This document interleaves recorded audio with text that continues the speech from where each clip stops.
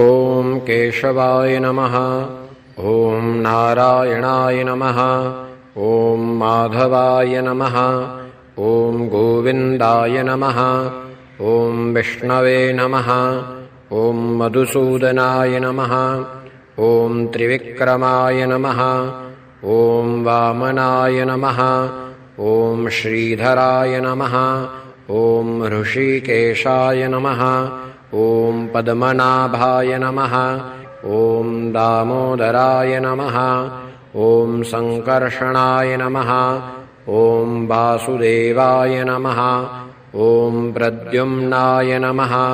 ॐ अनिरुद्धाय नमः। ॐ पुरुषोत्तमाय नमः। ॐ अधोक्षजाय नमः। ॐ नारसिंहाय नमः। ॐ अच्युताय नमः।